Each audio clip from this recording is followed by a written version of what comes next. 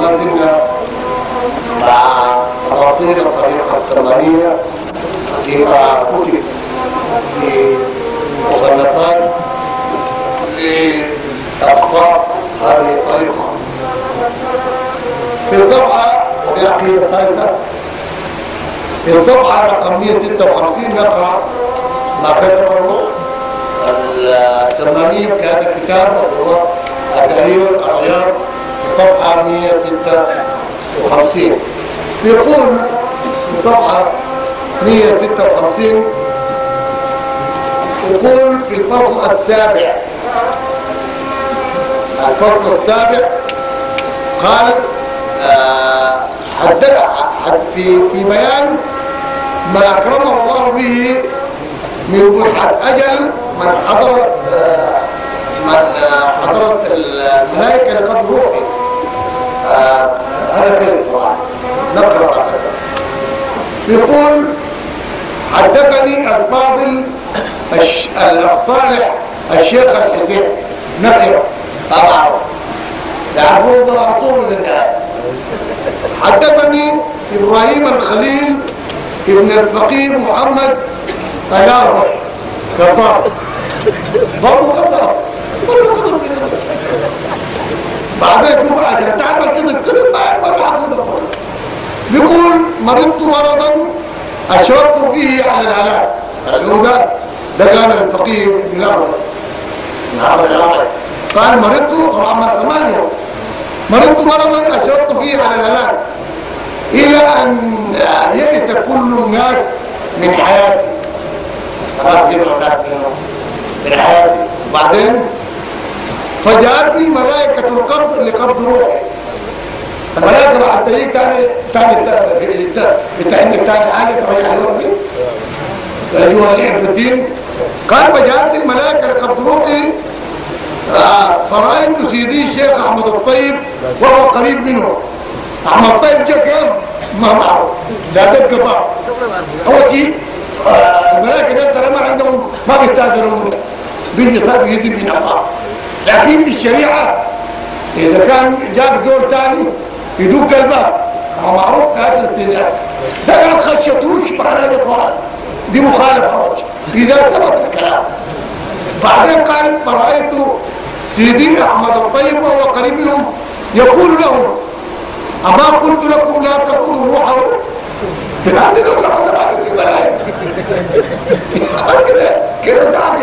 أما قلت لكم لا تأخذوا روحه. قال فرجعوا عند ذلك التربت الكلمتين خوفت ملائكة مجموعة بتاعت ملائكة كل ملك الموت فلما أنا ما كلمتكم يعني كانوا شغالين معاه بطلب كانوا شغالين معاه بيبيعوا ترمس ولا كلام بشكل يسمعوا كلام الله. بعدين لسه الكلام ده بعدين نتولى هذا الكلام. قال فرجعوا عند ذلك.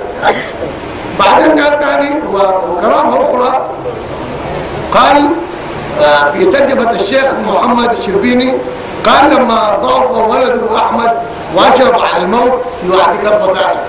بعدين الناس وأشرف على الموت حضر إسرائيل لقبض روحه. فقال له الشيخ ارجع إلى ربك فراجعه فإن الأمر قد نسخ. فرجع إسرائيل وتوفي أحمد من تلك الوحكة وعاش بعدها 30 عاما. انت عقلك بصوتك هذا الكلام ده أول شيء لو قلته لمجنون بيقول لك انت فاكر منك ولا شيء مجنون. تقول له جاء ملك الموت عشان يقبض روح فلان وجاء الشيخ أحمد الطيب وقال ارجع كلم امر قول له باقي له 30 لسه بقى 30 سنه. نحن نعتبر هذا كفر في الشريعه الاسلاميه. هذا الكلام من يعتقده يكفر ويخرج عن دائره الاسلام والمسلمين باعتبار ان الملائكه اولا عالم غيبي وهو ركن من اركان الايمان. الايمان معناه التوضيح. ده مقام بيتعلق بالعقيده. حتى لو نتكلم عن الكلام ده يجب واحد يقول لك ده بيتكلم معاون ولا ده الناس بياكلوا الكسره، يكسر رقبتك الكسره بتاعتك. ده قال لك نار اسرائيل قال لها مشي تقول لك الكسره بتاعتك. لا نعرف ان الايمان الملائكه بيدخلوا كركن من اركان الايمان، يعني ما بتشوفهم انت. وفيما ثبت من رؤيه الانسان لملك الموت فقد ثبت في الكتاب والسنه انه لا يرى الملك الا المتوفى. يعني لو كل الناس قاعدين حول الميت وجاء ملك الموت لقبض روحه، بعد كده الناس كلهم لا يرونه، سيبك من كونه بعدين قال لهم ده موضوع ثاني. ولذلك قال تعالى فلولا اذا بلغت الحلقوم وانتم حينئذ تنظرون ونحن اقرب منكم ولكن لا قال ترجعونها ان كنتم صادقين. هذا ما بيشوفون. فيجي يقول صاحب الكتاب هذا اللي هو احمد طيب والمؤلف عبد الحميد الدائم، واعتقد ثمانية ان الملائكه ان اسرائيل يسمع كما يقولون، يسموه بذلك ان ملك الموت يسمع ما يقولون. والحديث بيقول ان تؤمن بالله، ما يشوف مقام بتاع ايمان. ما ترى الملائكه الا فيما جاء النص ان ترى ملك الموت، ان تؤمن بالله وملائكته وكتبه ورسله الى اخر الايه. القران يقول في شان الملائكه في ان الله عز وجل وصفهم لا يعصون الله ما امرهم. الله عز وجل ما يمر، يعني هؤلاء الملائكه العالم الغيبي الذي نؤمن بوجوده وان لم نره ده ما بيعصى الله سبحانه وتعالى، ما بيعصى الله عز وجل. بعدين يعملون بتوجيهات من الله سبحانه وتعالى. ان اجل الله اذا جاء لا يؤخر لو كنتم تعلمون. فهذا نعتبره كذب كبير جدا، هذا افتراء على الله وافتراء على النبي صلى الله عليه وسلم وافتراء ايضا على خلق الله سبحانه وتعالى. وتبقى الايه هي الحكم في الرد على من يدين بهذا المعتقد، ومن أظلم ممن افترى على الله الكذب ويدعى إلى الإسلام. والله لا يهدي القوم الظالمين، وهذا المعروف. وإن كان النصوص تكثر هنا في الرد، لكن ما ذكرناه يكفي لمن كان له قلب أو ألقى السمع وهو شهيد. ننتقل لقضية أخرى ونحن نناقش أباطيل الطريقة السمانية. ده القبر هذه مسألة غيبية، وما بيعرف الإنسان مع كون النبي صلى الله عليه وسلم بين في حديث الترمذي المشهور حديث أبي هريرة وسلم قال القبر إما روضة من رياض الجنة وإما حفرة من حفر النيران، لكن لو فتحت القبر لن ترى جنة ولن ترى نارا. وبعدات الحديث حديث البراء بن عازب المشهور في الرد وإبطال ما ذكره السمانية هنا. حديث البراء بن عازب حديث طويل، ولكن بين إذا كان العبد في انقطاع عن الآخرة وإقبال على الدنيا، بعدك إذا وضع في قبره يأتي إليه الملكان فيقعدانه وينتهرانه إلى آخر الحديث. قال فيضرب بمطرقة من حديد، ده في جزء من الحديد. قال لو ضرب بها الجبل لصار ترابا، فيصرخ صرخة يسمعها كل شيء إلا الإنس والجن. انت يبقى نحن نكذب كلام نبينا صلى الله عليه وسلم والذي يبين فيه على أن الإنسان إذا كان في عذاب القبر ما في إنسان بيسمع ما في داخله، ولذلك القرآن واضح في ذلك. قال تعالى في كتابه الكريم في آخر سورة مريم وكم أهلكنا قبلهم من قرن هل تحس منهم من أحد أو تسمع لهم ركزا. كده خد اذانك في اكبر قبه حلقه احمد الطيب جين كلكي خد اذانك من طب اعلام التغيير.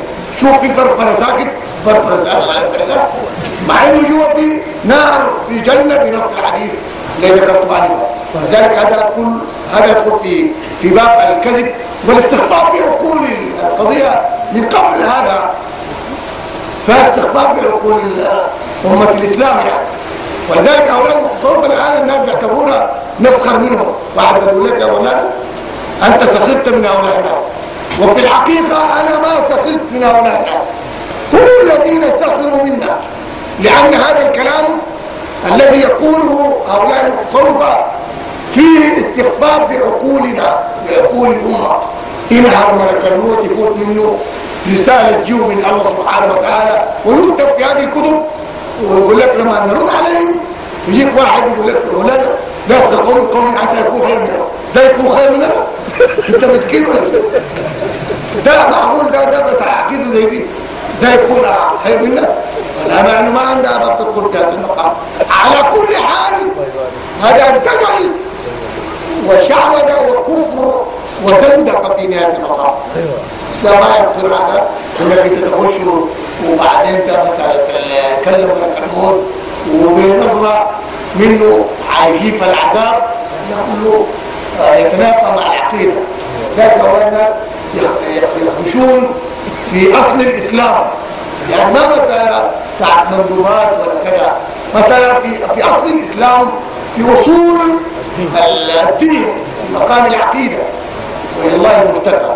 ودي مساله وقد تبين مما ذكر ابطال ما يدين به هؤلاء الثمانيه وما يعتقده التصوف العامه في ما ذكرته من ادله ومراجع.